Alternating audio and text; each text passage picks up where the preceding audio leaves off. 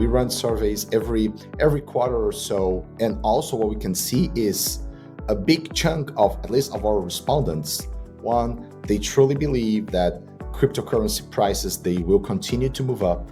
Two, they have the intention to continue buying. And three, all of them believe that more people will continue to join the industry, meaning adoption rate will continue to increase. Welcome back, everyone, to Brazil Crypto Report. I'm your host, Aaron Stanley, and today's episode will be focusing on Binance, which is the world's largest crypto exchange, and also one that has undergone a pretty heavy makeover over the last year. Specifically, we'll be talking about Binance's outlook for the Brazil and Latin America markets in 2025. And to give us the details, we have a very special guest. We have Guilherme Nazar, who's Binance's VP for Latam. Guy, it's great to have you on the show here. Hey, Aaron, it's great to be here. It's great to, once again, to meet you and finally be a guest in the show and to be able to talk, to answer questions and to share and to debate about this great industry and this great market that is Brazil, not only Brazil, but also Latin America. Amazing. Yeah, it's really great to have you here. Great to see you again. I would love to start off just by talking a bit about your background. So you have a super interesting background. You started in like Faria Lima doing investment banking. You went into tech. You helped start. You're one of the key people that started Uber, bringing Uber to Brazil here, where it's now quite successful. Probably revolutionarily successful, I would argue. And now you're at Binance. So I'd love to get a bit more detail on your career trajectory and just how you got to where you are now. Sure. It's a great question. At least it's great to answer this question because it helps me to take a walk in the memory lane and like in hindsight to understand how I ended up here, right? So my career, I wasn't like that kid that had everything planned in like an Excel sheet. So it was probably I was influenced by many like friends or even people that don't even know me, right? So after grad school, I was influenced by friends like a few years older that had just entered in the financial market. Remember back in the day, years of like 2004 to 2007, Brazil, like the whole Brazil financial capital markets was really thriving. So I was influenced by them to join that industry. My first few years as an intern and also right after my first promotion, I had the opportunity to work at the trading desk. So I was like my first job was like between back office and front office. I worked for a trading desk in a broker dealer. That took me 3 years. Then I moved to investment banking. Back in the day, if I remember correctly, what I wanted was maybe leaving the world of screens, the screening world, and like be a bit more close to the real economy, right? Have the opportunity to work with companies, real companies, and understand a bit more.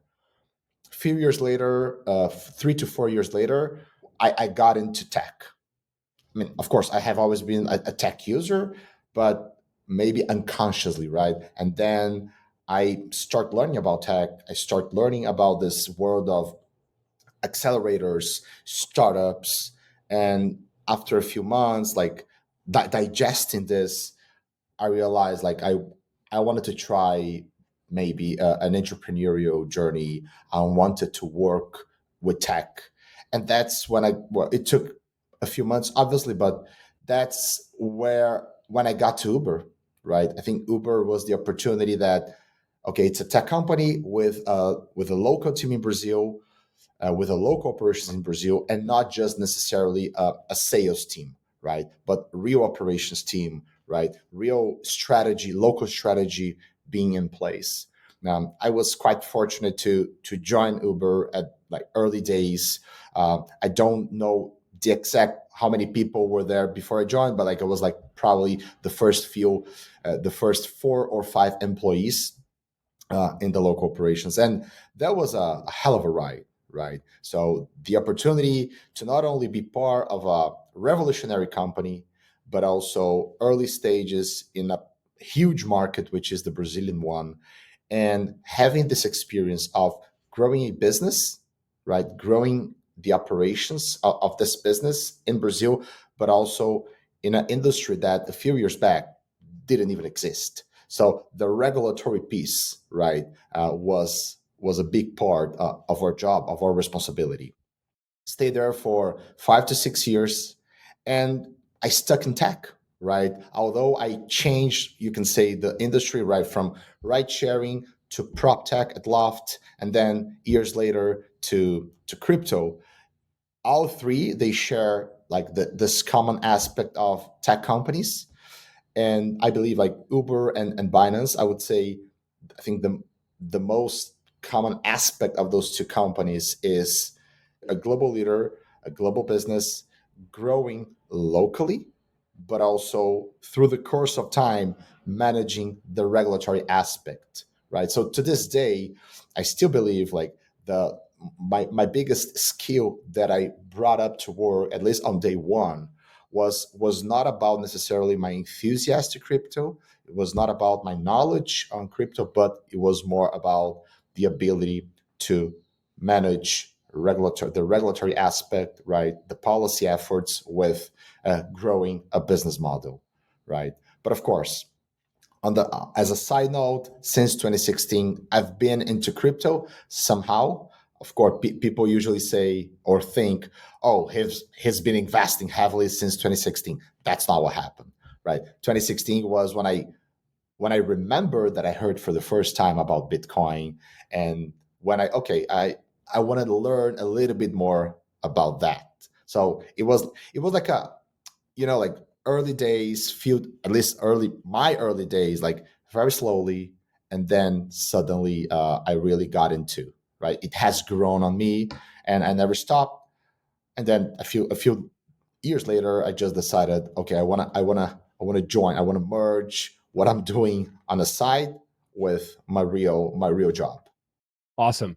And then how did you end up in this current spot at Binance? Like, did you find them? Did they find you? Like, how did that transaction happen? So it was like quite simple, to be honest. Binance. So back in the day at Uber, I brought from Uber not only friends and colleagues from Brazil or Latin America, but like I have a global network, right? And years later, Binance, coincidentally or not, had hired several former Uber employees. Some of them reach out to me. In particular, one from he's a U.S. citizen. He was leading global growth, and then later focus in Americas and Latin America. And he reached out. We start talking. It took a few months before I decided to let me give it a try. And also it took a few months for the whole process. If I remember correctly, it was like maybe 6 to 7 months before interview number one to final interview. It's working, let's move forward. So it's a great network that I keep having from Uber, and they came to Binance, and it's a great alumni. Yeah, absolutely. There is kind of this Uber mafia, right? That's spread out. I mean, not just across like crypto, but also other emerging tech, fields and markets around the world, which is super interesting. So I want to dive a bit more into Binance and some of the other things you mentioned here, a bit later in the conversation. But right now, I really want to focus on just kind of your view of the current state of the Brazil crypto market. You're obviously overseeing all of LATAM now, not just Brazil, but like Brazil's obviously the largest market. And you guys at Binance have a pretty interesting perch. Like, I'd love to just kind of give you the floor here, talk a bit about like what are you guys seeing right now in at the end of 2024.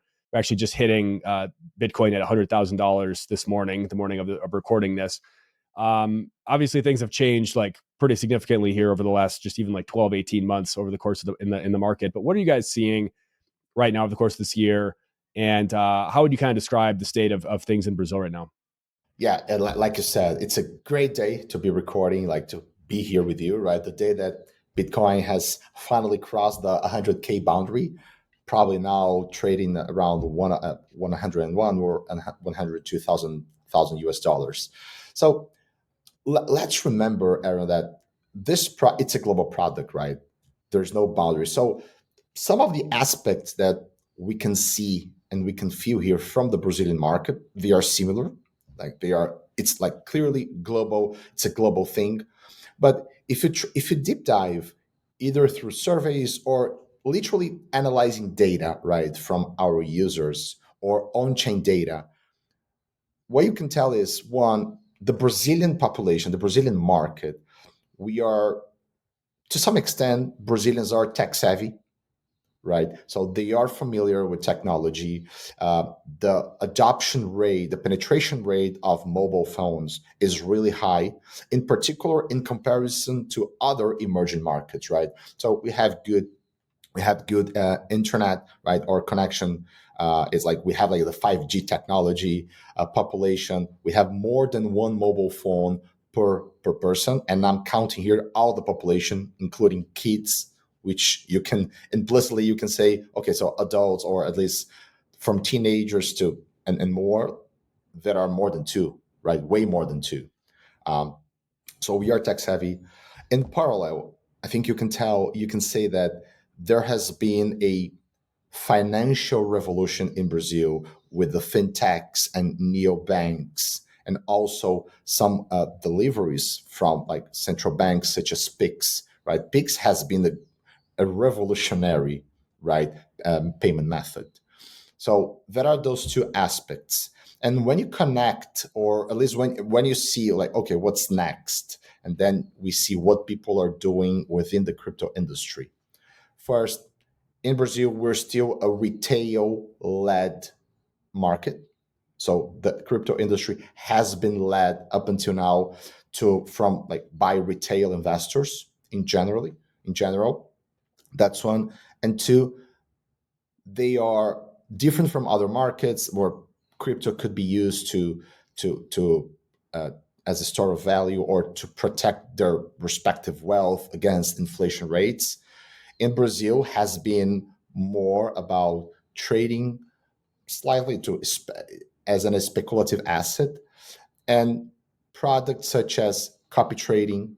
Brazil is like, at Binance at least, right? Brazil is top five, or meaning users using this feature, or the earned product, right, which we are number one overall Mm. among all markets that we are operating. Brazil users are number one on earn. So Brazil are tech savvy. They are very open to innovations and to technology. They have what it takes, right? We need mobile phones, high penetration, and we have good internet connection.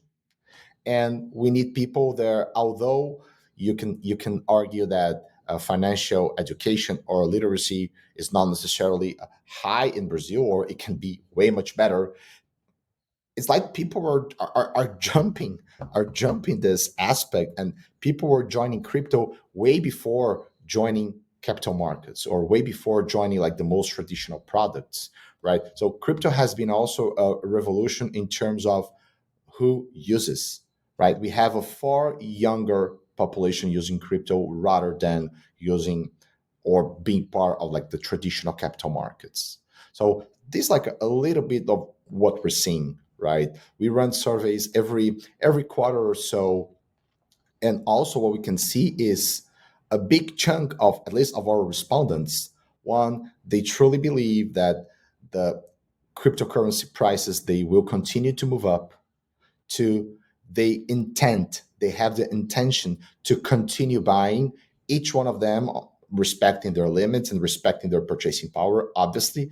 And three, all them believe that more people will continue to join the industry, meaning adoption rate will continue to increase. So throughout the course of like those 15 years of industry, we can tell that it has de-risked significantly, right? So what we feel now, what we see now is that crypto is already considered an asset class, right? Is already considered a global product, a global vehicle. One third of markets, one third of regulators, to some extent, has a crypto framework that they are working about that. So the debate has only been increasing. The adoption rate has only been increasing dramatically. So I think they all also monitor this. So they are, to some extent, they are quite optimistic, not only because we all expect that prices go up 2025, But also, even if 2025 or next year would not necessarily be positive, they all believe that the blockchain and cryptocurrencies adoption rate will continue to rise and increase. So I have two quick follow-up questions to that. I guess the first would be, you mentioned that Brazil is really heavily like a retail market still, retail-driven market, and I think that's probably kind of true of crypto markets around the world. But I think in Brazil maybe it's a little more retail heavy than perhaps like the U.S. or some other markets. And I would just be interested in, like, given your vantage point, I mean, what will it take for for the institutional crowd in Brazil, like the Faria Lima crowd, to like really kind of lean into this? I mean, obviously we have a lot of the major banks that are rolling out their own crypto brokerages and apps as well, but these are really more kind of retail products. But in your view, like, what would it take to really kind of get that institutional money in Brazil, like, into these assets? Look, I think they're coming. So I think it's this movement is not something that we haven't seen yet. We are seeing, as a matter of fact, right, early steps, you can say. So we've seen this year, for instance, like institutional volume to grow dramatically year over year in comparison to 2023. So that's one. Two, what they need, as you asked. So first, the more we evolve with the regulatory debate, right? The more clarity, the more assurance we have, and we move forward in that debate, the better for institutional investors, right? Most of them, if not all of them, most of them, the big majority of them, they do need this legal or regulatory framework, right, in order that they can try, they can test, or they can start investing and using this new asset class. So that's one. The other one is crypto, although seen by some as an asset class, the way it was built or the way it has grown, it was the opposite as traditional products. What do I mean by that? Was it's more similar to internet. So financial products, like, the penetration goes from the big banks to really wealthy investors, right? Family offices, and then through the course of time, and it takes sometimes years and years and years, almost decades, it reaches some sort of penetration with retail, right? So it goes from it's downward, right? It start really there with very wealth investors, institutional investors, up down to retail. Crypto works. It has worked more like the internet. It with the retail, so it's going in the opposite direction. And what's the consequence? The consequence is that it's not bad necessarily at all, but it is. We have to acknowledge that all the products, or most of the products that this industry has developed so far, they weren't necessarily meant for institutional investors. They were meant for retail. We were heavily paying more attention to retail needs, and now, not now necessarily November 2024, but like the last few years, right? Some new players start focusing on new features, products, and services, like institutional grade. We can use that term, right? So the more institutional grade products we have, the more clarity, the more developed, like, the regulatory debate is. I think those are like key components that we can onboard the masses of corporate institutional investors. Yeah, I think that's well said. And yeah, it seems like we'll be getting a lot of that clarity on the regulatory front coming hopefully in this next calendar year. I guess that's a good sort of segue to my next question, which was really about this kind of this regulatory conversation in Brazil, which we're really seeing starting to pick up now. We've got several consultations coming out of the central bank around VASP licensing, around stable coins. We've got, State Federal. We've got something coming out of the CVM as well coming up soon. And there's a lot going on here. So, I mean, we don't need to necessarily dissect each and every one of these, but I wanted to just kind of get a download from you on, like, how is Binance, like, engaging in all these conversations right now on the regulatory front, and what's kind of your path forward here for Binance in this kind of this soon to be new regime here. Thanks for giving me the opportunity, right, to share a little bit about that. So last year, right, it was December 2023 that the central bank released like the first right public consultation, right? I remember the deadline was about end of January, right? And Binance did contribute, right? We shared an extensive report, right, touching all the points that they asked to the market. I think it was like maybe 40 to 50 pages contribution.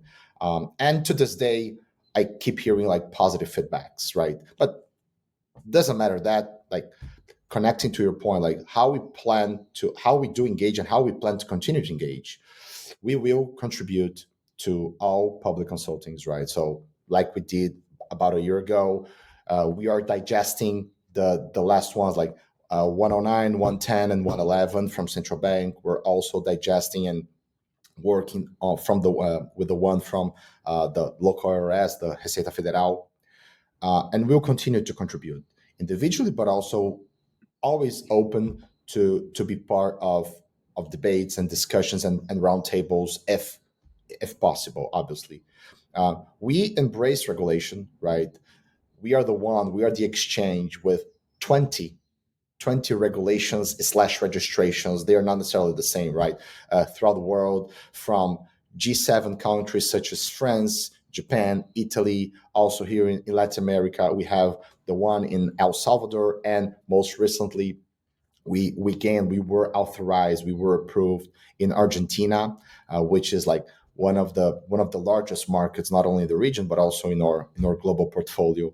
So we embrace regulation, and we embrace in particular regulations that want to protect investors, want to bring clarity on like what are the rules, but also regulations that embrace innovation, that do not like put a lead right on innovation.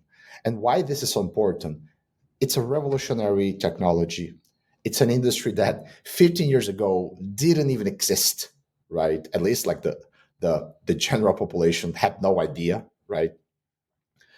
So more can come, right? We can argue that whatever we know today, it wasn't created 15 years ago. This industry has exponentially evolved and grown and developed new products, new features, right? New deployments. So we cannot inhibit that potential, right? What can exist, what we can create, what kind of functionality we can create in next year or in 5 years from now or even 10 years from now.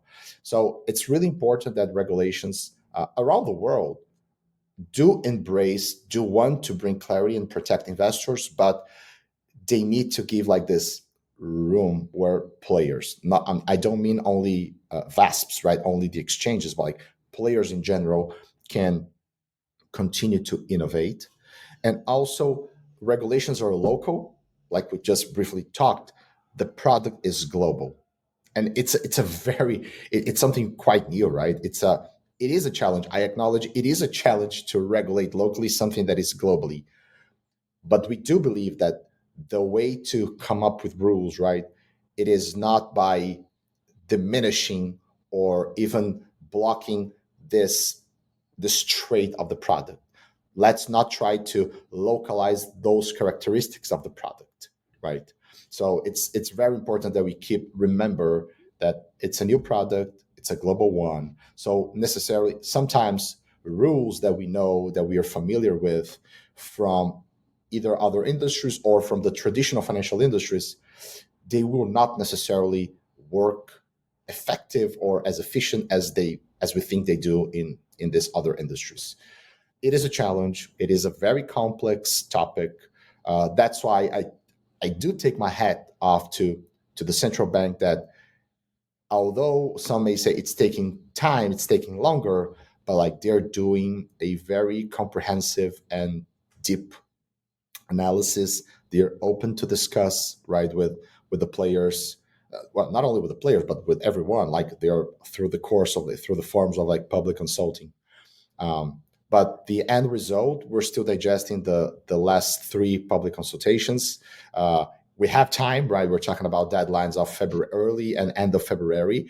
Kudos to my team that are like heads down digesting, so we can contribute.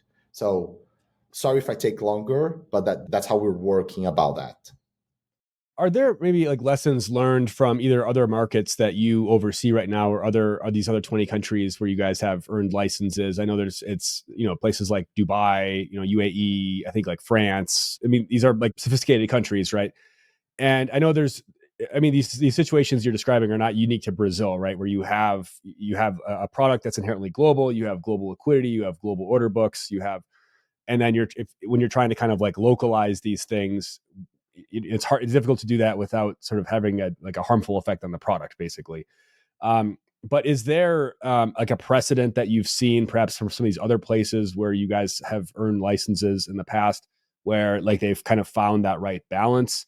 And I recognize maybe it's not necessarily your job to like know what all these different licenses or whatever, but like, is there an example of like maybe somebody who's kind of like found that right balance that you guys would look to emulate elsewhere? Like I said, right, we have 20 different licenses or registrations approved.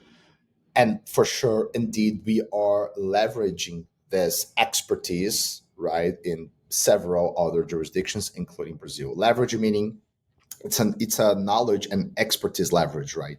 So we are trying to use that for sure to bring to the forefront of the discussion aspects and impact. Not only impact on, it's not about the impact on ourselves necessarily. It's impact for the whole industry, including and especially on users, on investors, right? So if I can like focus on one point that I do see as positive from pretty much all other jurisdictions that we have, sometime we have some sort of regulation, is that they did not affected the concept of global liquidity. Again, Mm. and I'm sorry if I'm hitting the same key, but it is a global product, and liquidity is not only, it's not a differentiator for the player, it is a differentiator for the users. The global liquidity has a tremendous advantage, and if you have some sort of rule, or if there's like a country, which there are a few markets that has affected that, what you can say is you create a regulatory arbitrage. And this is not positive for the investors and for users. So the more we can keep the global liquidity to avoid regulatory arbitrages, to guarantee a fair price and like the best opportunities to acquire, to buy, to purchase, or to sell their holdings, uh, the better, right? The more fair. So I would say I would like to stick with that piece, which is quite relevant for the Yeah. overall industry. Today's episode is brought to you by Morphware. Powered by hydroelectric energy from the Itaipu Dam, Morphware provides high-performance compute to run, train, and build your AI apps and agents. One of the greatest expenses when it comes to building AI applications is the compute. Morphware provides a gateway to accessible compute for AI development. Using abundant clean energy from Paraguay, NVIDIA's highest performing GPUs, and Bitcoin mining infrastructure, Morphware offers some of the most competitive prices for compute in the industry, breaking down barriers to AI so it's accessible, scalable, and ready for everyone, everywhere. Follow on X at Morphware AI and join the Telegram to be part of the community. And then kind of sticking on this regulatory front here, I think 2023, 24 was really like a period where like Binance have turned the page on a lot of stuff. It's kind of a new regime coming in, like CZ's out, Richard Teng is in.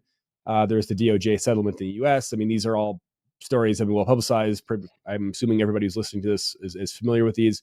But I wanted to ask you, like, how does this transition, you kind of came in, you started what, like end of 22, like fall of 2022 when you started with Binance, you kind of came in at some of like, maybe the tail end of some of this stuff, I suppose. But like, how does this transition, like, how has this impacted perhaps like you and your team here in Latam and Brazil? Like, what are kind of the most like notable takeaways from this transition? Man, I gotta say, it seems like a simple question, but it requires us to really go deep, right? And to try to remember everything that we faced, at least for the past 12 months, right?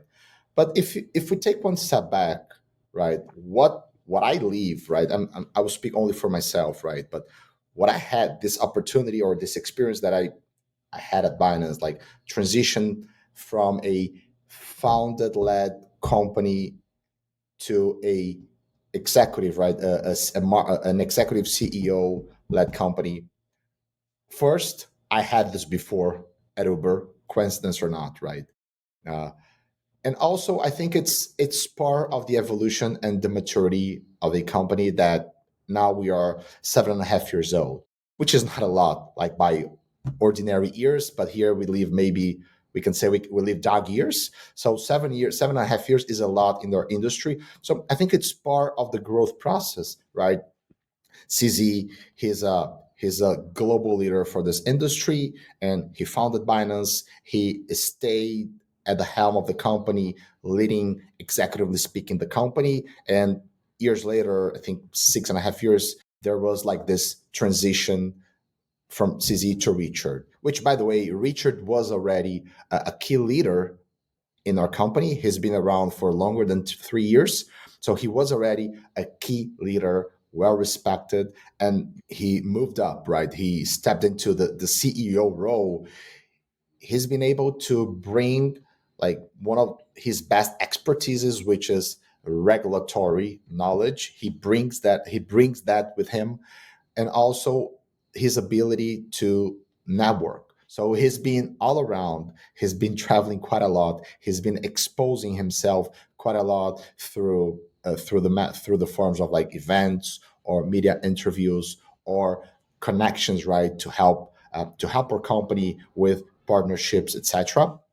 So I think it's part of the it's although it doesn't seem like organic, it's also a part of like it's a organic and normal process of a company growing, being more mature, right? Learning through like some ups and downs.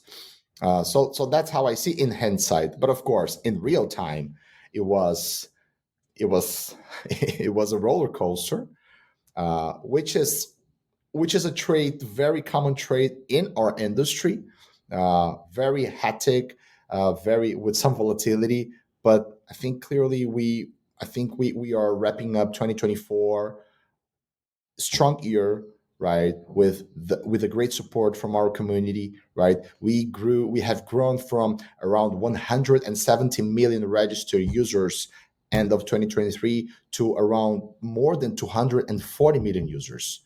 What does it mean, right? It means the crypto community, they do trust Binance. Not only the OGs, right? Not only the ones that have been around for longer, but also the new ones, right?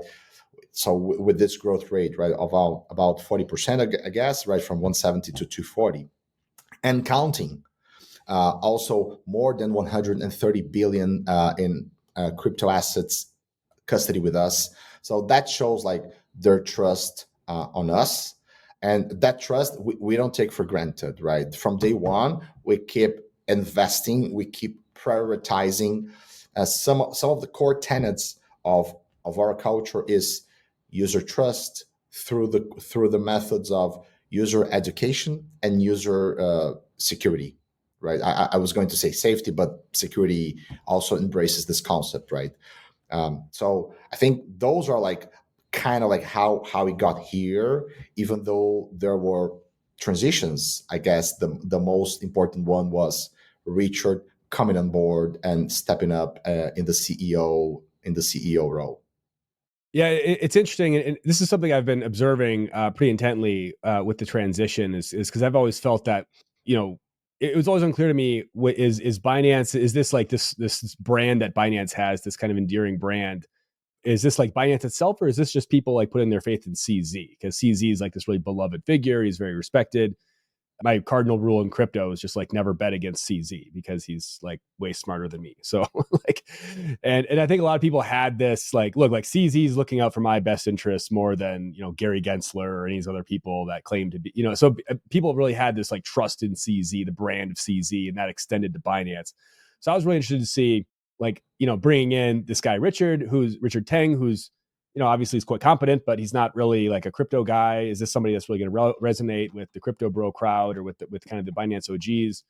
I mean, that was something I was really curious to see how that would go. But I think to your point, like he's done a pretty good job of kind of doing a road show and doing interviews and speaking at events and things, and really kind of making himself known to the community a bit more.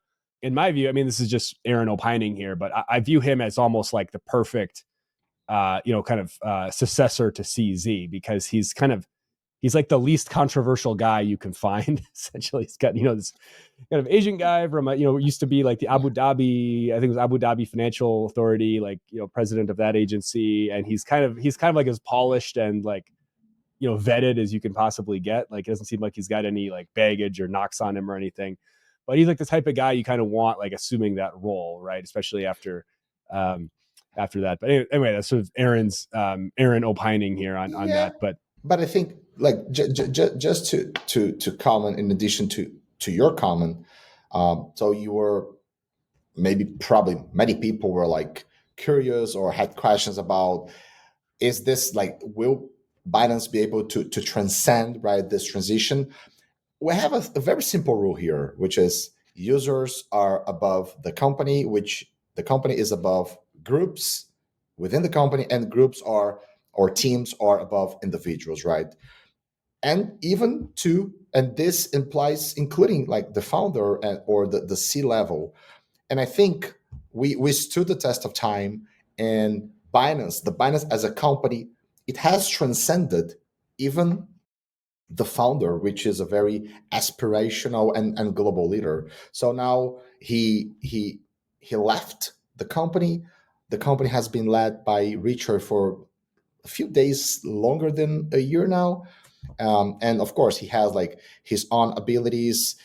Some of the aspects we have kept for the company, right, as like the core values, the focus on users, and some we are evolving as a company. No matter who's leading the ship, or hopefully the rocket, but we are evolving. So we're always changing. We're always learning. That's like the growth mindset. It's something that we do have really in our DNA. And I wanted to ask a bit more about like what you guys are doing in the broader LATAM region. We've kind of touched on this earlier with El Salvador and Argentina, but now that you moved into this LATAM role a few months back, so you're focusing on to the whole region, not just Brazil. I was hoping you could maybe give some color as to like what markets are you guys looking at? Like, is there anything that we should be paying attention to, come 2025 in these other regions? Sure. So we are pretty much, I think we are around pretty much the whole Latin America with a few exceptions, very, very few exceptions. Latin America is a thriving region, in all aspects.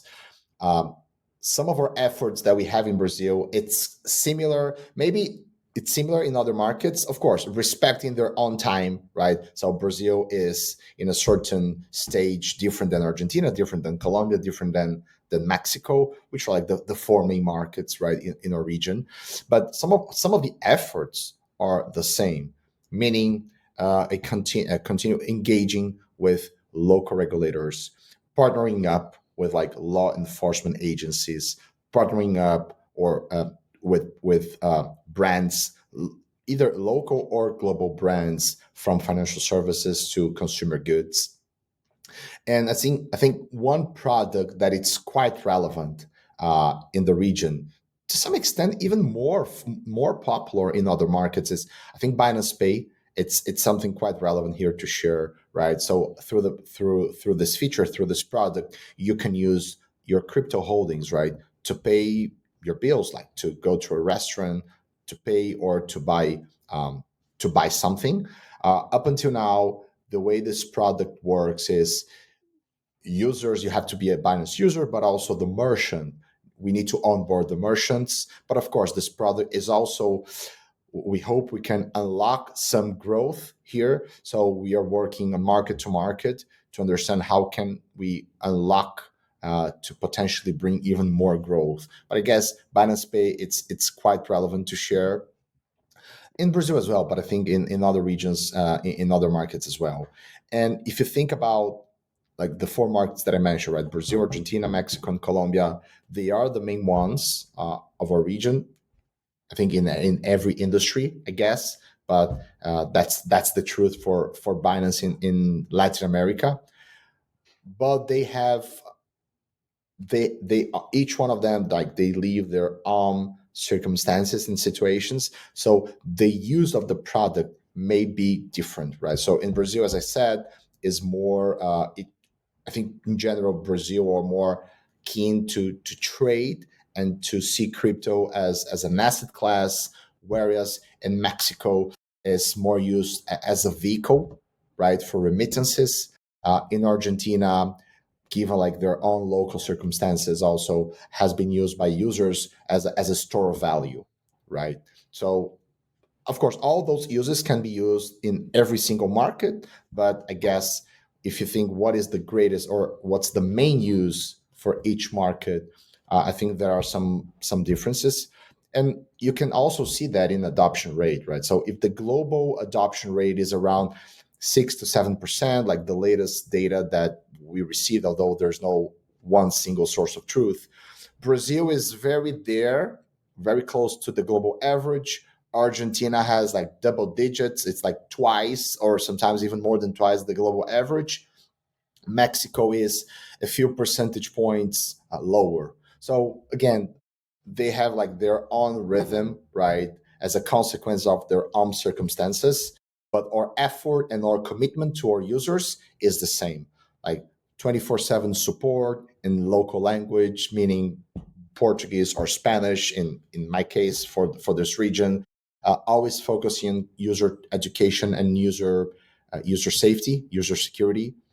So our efforts is rooted by those core tenets. Got it. Got it. No, it's helpful color. And it's I'm excited to see what happens in this region over the coming year. I think this is going to be a big year for these Latin American markets. I think this could be the year 2025 when things really start to kick off, and I think the rest of the world starts really paying more attention to this region as a crypto adoption hub.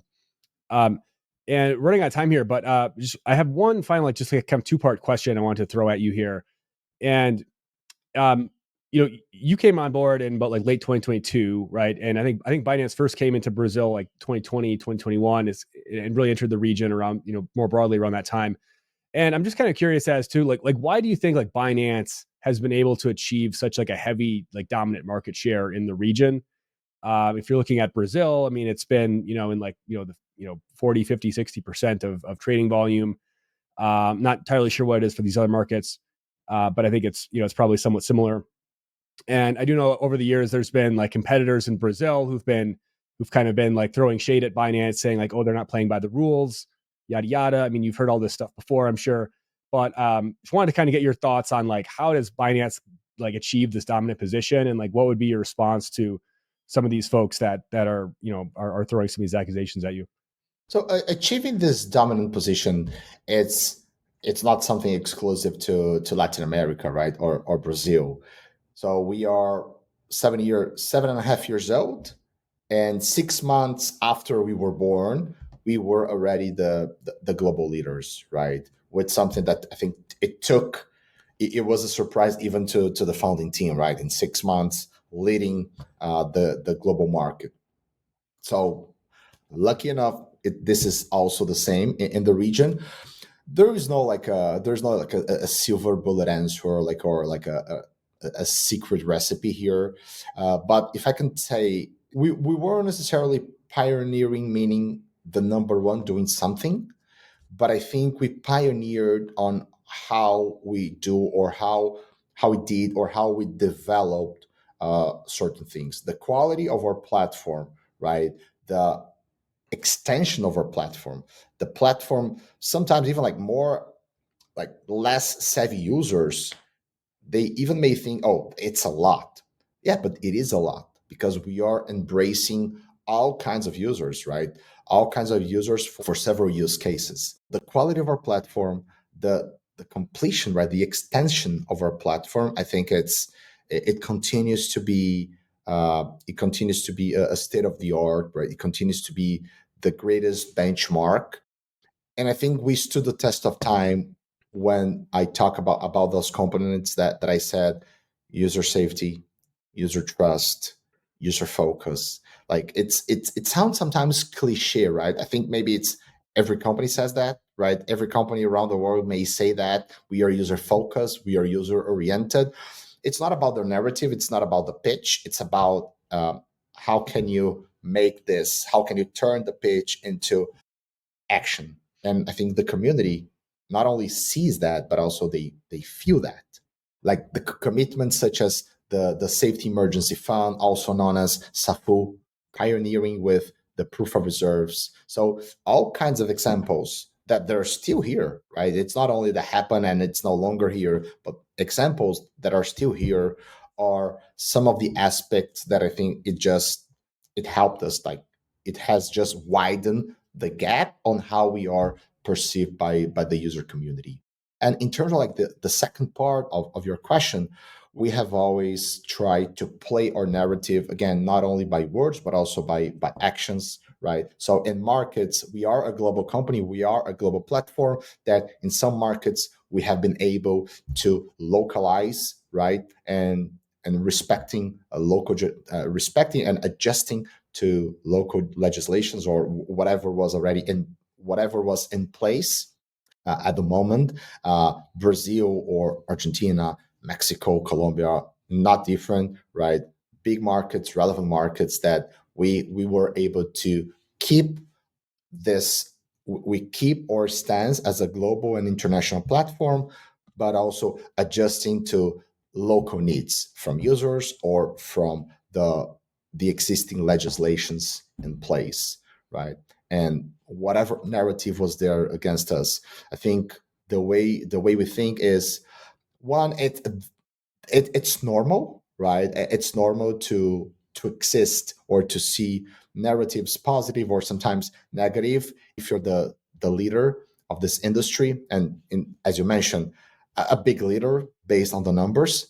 But also we try to show our narrative through actions, and it takes time sometimes, it takes a lot of effort, but I think we've been able to engage positively, at least I'll speak on behalf of Latin America. Amazing. Thank you for that. So we're about out of time here, but Guy, I really wanted to thank you for coming on the show. It's been a pleasure having you here. Pleasure learning more about your story and what you're building with Binance. I want to just throw it back to you for any final thoughts, and then how can folks like find you or get in touch if they want to learn more? Sure, Aaron. Again, it was a pleasure to be here. It was a pleasure seeing you again, this time virtually, but also this having this opportunity to speak to your audience, like your show is, and also congrats for the show, congrats for the success of the show, right? So to Thank me, you. it's just an honor. I can be reached on LinkedIn, right? Uh, just type my name and you see me there. From time to time, I share like news or updates also in my own network. And something that if I can share right to our audience here is 2024 has been a blast, has been a very strong year for the industry, uh, for Binance. There at times like industry and Binance, like we got confused sometimes. Sometimes it's the same, sometimes it's apart, but it was a blast for both the industry and Binance. And we look up to 2025, right? We look up with a certain optimism, and we'll continue to focus on what we've been doing so far. Like we will always continue to focus on users to bring more users, both retail users but also institutional.